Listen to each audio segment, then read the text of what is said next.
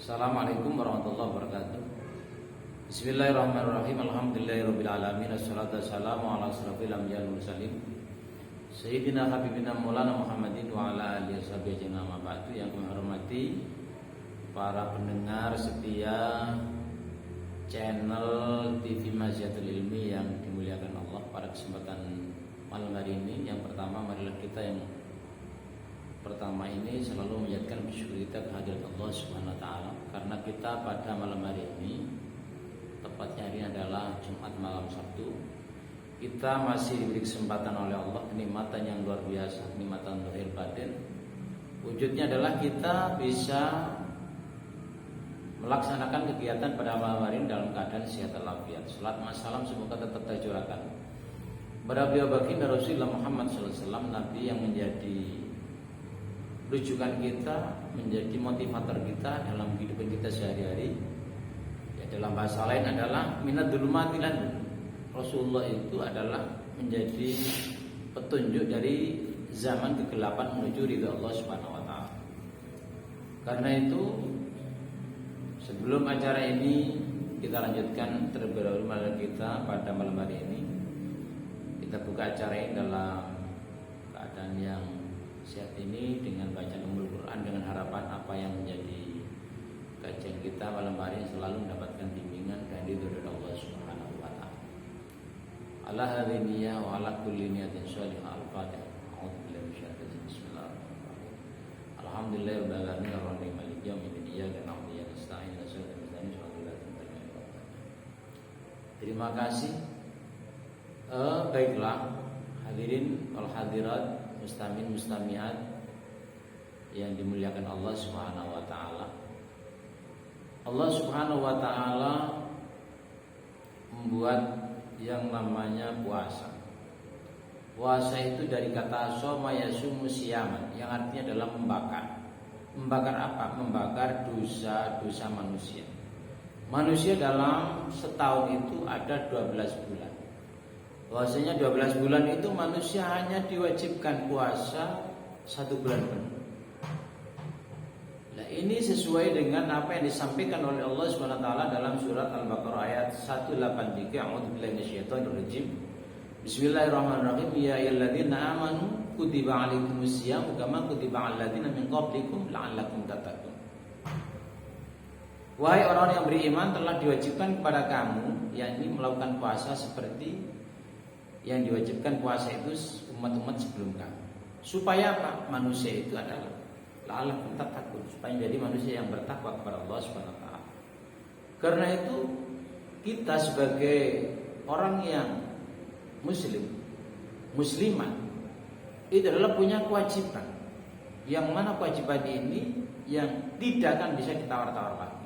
Kita nggak boleh alas, karena kita diciptakan oleh Allah Subhanahu wa taala di dunia ini adalah sebagaimana Allah Subhanahu wa taala berfirman, "Wa ma khalaqtul jinna wal insa illa liya'budun." Tidak aku ciptakan jin dan manusia kecuali jin dan manusia itu adalah untuk mengabdikan kepada diri Allah Subhanahu wa taala. Artinya, manusia dan jin yang diciptakan oleh Allah di muka bumi ini tidak ada lain kecuali mereka itu adalah untuk mengabdi, menghambakan diri mereka kepada Allah Subhanahu wa taala. Karena itu, tujuan hakikat daripada manusia diciptakan Allah di muka bumi ini adalah untuk mengabdi kepada Allah Subhanahu wa taala. Disinilah kewajiban puasa ini akan dibuktikan. Ya, bagaimana manusia ini yang mengaku dirinya sebagai seorang mukmin muslim, apakah mereka itu mampu melakukan puasa dengan baik, dengan sempurna atau tidak? Di sini diuji iman. Man shoma ramadhana imanan wa ihtisaban ghufira lahu ma taqaddama min dzambi. Barang siapa yang melakukan puasa karena mencari ridha Allah Subhanahu wa taala, maka insyaallah dosa-dosa mereka itu akan diampuni oleh Allah Subhanahu wa taala. Ini yang menjadi dasar bahwasanya menguatkan surat Al-Baqarah ayat 183, bahwasanya yang diwajibkan untuk melakukan puasa itu hanya orang-orang yang beriman. Tujuannya jelas, manusia itu bisa menjadi manusia yang taat kepada Allah Subhanahu wa taala. Imtisalul awamir wa jatinab nawahi. yakni mengikuti perintah dan menjauhi larangan Allah Subhanahu wa taala. Itulah hakikat daripada orang yang takwa. Lah orang yang bertakwa itu bagaimana? Sebagaimana dikatakan dalam surah Al-Baqarah. Ya. Dzalikal kitabu la raiba fihi hudan lil muttaqin. Jadi Al-Qur'an diturunkan oleh Allah di muka bumi ini tidak ada lain kecuali hudan lil muttaqin, untuk menunjukkan orang-orang yang bertakwa kepada Allah Subhanahu wa taala. Siapakah orang yang bertakwa kepada Allah Subhanahu wa taala? Alladzina yu'minuna bil ghaibi. Jadi orang-orang yang beriman terhadap barang yang gaib, percaya surga neraka, percaya jin. Itu adalah jin adalah makhluk ciptaan Allah yang gaib. Surga neraka itu adalah makhluk ciptaan Allah yang tidak diperlihatkan secara langsung di dunia ini, tetapi itu adalah dicantumkan, dimaktub dalam Al-Qur'anul Karim. Wa yuqimunas shalah. Jadi yang kedua itu adalah di samping orang harus beriman kepada para yang gaib yang enggak kelihatan, maka adalah itu ciri orang takwa itu harus melaksanakan ibadah sholat. Sholat 5 waktu harus dijaga dengan baik, karena sholat orang itu bisa dilihat kalau sholatnya baik maka sosialnya juga baik. Kenapa? Aqimus sholat wa atuz zakat. Aqimus sholat, dirikan sholat, wa atuz zakat, tunaikan zakat. Disinilah ada dimensi ritual dan dimensi sosial. Dimensi ritualnya adalah manusia diwajibkan oleh Allah melaksanakan ibadah sholat dengan baik, karena sholat adalah merupakan satu barometer amal yang akan dihisab oleh Allah Subhanahu wa taala. Kalau manusia ini amal sholatnya baik, saya yakin semuanya amalan akan mengikuti dengan amalan sholat. Awwalu ma yuhasabu bil abdu as-salat, idza saluhat saluha sairu amali, wa idza fasadat sairu amali ala wa hiya shalat. Jadi barometer amal manusia di muka bumi di dunia ini adalah bagaimana dia itu melaksanakan sholat dengan baik. Kalau sholatnya itu bagus, itu otomatis amalnya akan terkerek dengan baik, akan dihisab mengikuti amalnya sholat. Tapi asal muslimin hadirin wal hadirat channel TV Majatul Ilmi yang dimuliakan Allah, jika orang ini adalah melakukan sholatnya rusak, maka seluruh amalnya akan rusak. Naudzubillahi min dzalik. Kemudian dimensi yang kedua adalah wa'atu zakat. Kenapa? Sholat selalu diiringkan dengan zakat. Jadi orang yang sholat saja nggak cukup. Kenapa? Dimensi ritual harus diimbangi dengan dimensi sosial. Apa itu? Artinya adalah kewajiban untuk mengeluarkan zakat, baik itu zakat fitrah maupun zakat mal. Zakat fitrah kewajiban kita hanya mengeluarkan 2,7 kg, atau kalau dibulatkan adalah menjadi 3 kg. Sementara zakat mal adalah harus dihitung dengan hitungan nisabnya emas. Jika hari ini ada orang punya nilai uang sekitar 46.800.000, seandainya nisabnya emas hari ini adalah 500.000, maka harus dihitung 500.000 kali 93,6 gram, hasilnya adalah 46.800.000 dibagi 100 kali 2,5%. Berarti yang wajib dizakati hanya 1,17, artinya 1.170.000 rupiah. Ini adalah kewajiban untuk orang-orang yang punya kemampuan finansial untuk bayar zakat dalam satu haulnya, satu tahunnya. Hadirin wal hadirat channel TV Majatul Ilmi yang dimuliakan Allah Subhanahu wa taala. Ini adalah hitungan yang mana hitungan ini sudah disesuaikan dengan itu, tetapi ada fluktuatif nilai tukar emas itu di setiap waktu itu akan selalu berubah-ubah. Itu saja adalah sebuah gambaran dan contoh saja. Karena itu untuk apa zakat? Bagaimanapun juga zakat ini adalah fungsinya adalah innamas shadaqatu lil fuqara wal masakin ila akhir.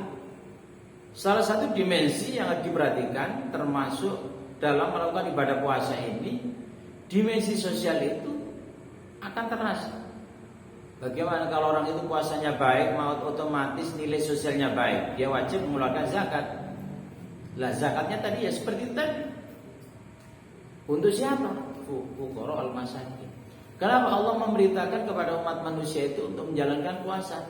Biar orang yang kaya dan yang miskin itu tidak ada jurang pemisah antara orang kecil dengan orang yang besar. Tidak ada di sini adalah pangkat kecil, pangkat besar. Tidak ada pangkat panglima, enggak ada pangkat presiden. Semuanya itu adalah sama di hadapan Allah Subhanahu wa taala. Ya. Bahwasanya hanya yang dinilai oleh Allah Subhanahu wa taala adalah nilai takwanya kepada Allah Subhanahu wa taala. Maka di sini siapa yang mampu menjalankan puasa dengan baik, otomatis dia itu akan dinilai oleh Allah menjadi orang-orang yang bertakwa kepada Allah Subhanahu wa taala. Puasa adalah Ramadan ini lain daripada ibadah lain. Karena puasa adalah kata Allah dalam hadisul qudsi, as-shaumu li wa ana ajzi bi. Puasa ini adalah milikku Allah dan akulah yang akan membalas pahala puasa ini. Lis-shaimi farhatani, farhatun inda iftari wa farhatun inda liqa'i rabbi. Orang puasa itu akan diberi dua kehebatan, dua kesenangan yang luar biasa. Apa? Yang pertama adalah akan diberi kesenangan ketika mau menjelang buka puasa, intaiftori. Yang kedua adalah kenikmatan yang luar biasa. Seorang puasa itu akan diperlihatkan di hadapan Allah Subhanahu wa taala. Inilah salah satu kenikmatan yang tiada tara, tiada bisa dihitung. Karena itu manusia harus benar-benar mengikuti apa yang dikatakan oleh Allah Subhanahu wa taala, yakni menjalankan ibadah puasa la'allakum tattaqun, supaya manusia itu menjadi orang yang bertakwa kepada Allah Subhanahu wa taala. Kemudian adalah puasa ini juga di samping mendidik manusia agar menjadi orang yang dermawan, orang yang sosial. Karena puasa ini juga akan melatih kesehatan. Bagaimana manusia itu dalam 1 tahun mengkonsumsi makanan, jenis makanan itu apa saja yang dimakan oleh manusia, tetapi tidak ada kontrol. Lah disinilah Allah mengontrol kesehatan. Maka fungsi salah satu puasa itu adalah menjaga kesehatan tubuh manusia. Rasulullah pernah mengatakan sumu tasid, puasalah, insya Allah kamu akan menjadi manusia yang sehat. Padahal sehat itu adalah nilainya mahal harganya dari Allah Subhanahu wa ta'ala. Hadirin wal hadirat channel TV Mazhadul Ilmi yang dimuliakan oleh Allah Subhanahu wa ta'ala. Karena itu kita perlu melatih sebelum insya Allah puasa ini tidak akan lama lagi, kurang 1 minggu lagi, mungkin lebih sedikit ya, kita akan melakukan sholat taraweh berjamaah. Kita akan selalu melakukan kajian-kajian, baik itu di waktu setelah taraweh, di waktu setelah asar, di waktu setelah subuh. Jadi ibadah puasa ini penuh dengan rahmat Allah Subhanahu wa ta'ala. Banyak orang-orang yang insya Allah akan terketuk hatinya mereka, karena tadi bahwasanya dimensi puasa akan mengandung juga dimensi sosial. Makanya manusia itu tidak boleh sombong. Sombong adalah hanya milik Allah Subhanahu wa ta'ala. Hadirin hadirat channel TV Mazhadul Ilmi yang dimuliakan Allah Subhanahu wa ta'ala. Begitu hebatnya orang-orang yang mampu menjalankan ibadah puasa. Dan ini adalah menjadi tamu Allah, tamu yang besar, tamu yang diharap-harapkan oleh setiap insan, oleh umat muslim di seluruh seantero dunia. Baik itu di Indonesia, di Arab Saudi, di Australia, di Jerman, di Jepang, di Korea, di Thailand, di Cina. Hampir semua negara ada penduduk muslimnya. Dan mereka-mereka ini adalah menjadi orang yang punya kewajiban untuk menjalankan puasa, karena mereka meyakini kalau mereka sebagai orang yang mukmin, orang muslim, maka terkena perintah sebagaimana yang dikatakan oleh Allah Subhanahu wa taala dalam surat Al-Baqarah 183 tadi. Moga-moga kita sebagai hamba Allah dipanjangkan umurnya oleh Allah, diberi kesehatan jasmani rohani, dijauhkan dari seluruh malapetaka bahaya, dijaga keluarga kita menjadi keluarga yang sakinah mawaddah warahmah, diberi rezeki yang barokah. Apalagi kita ada di tengah-tengah pesantren Maziatul Ilmi, moga-moga pondok pesantren ini bisa berkembang dengan pesat. Moga-moga pondok ini adalah menjadi dambaan masyarakat. Moga-moga pondok ini adalah bermanfaat untuk mendidik, mencerdaskan kehidupan umat, kehidupan masyarakat. Karena bagaimanapun juga tidak ada lain, pendirian pondok ini adalah satu, yakni pengen berjuang lewat pondok pesantren lillahi li kalimatillahi hiyal ulya. Artinya apa? Kita pengen ambil bagian untuk mencerdaskan kehidupan umat lewat melalui pondok pesantren ini.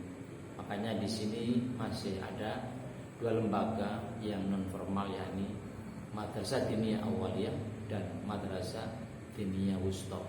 Insya Allah moga-moga bermanfaat untuk kepentingan umat, untuk kepentingan kita bersama, untuk menjadi sumber inspirasi bagi kehidupan umat, baik di sekitar maupun di seantero Indonesia, bahkan mungkin di seantero dunia. Moga-moga Allah Subhanahu wa taala memberikan kekuatan secara zahir batin, Allah memberikan kesehatan jasmani rohani sehingga dijaga dari seluruh macam-macam penyakit dan diberi oleh Allah Subhanahu wa taala. Insyaallah moga-moga diberi panjang umurnya. Ini akan menjadi ladang dan untuk mengembangkan ke depan menjadi pondok pesantren yang modern. Terima kasih sedikit yang disampaikan dalam channel TV Maziatul Ilmi ini. Semoga Allah Subhanahu wa taala selalu memberikan pertolongan kepada kita sekalian sehingga kita akan dijaga oleh Allah Subhanahu wa taala.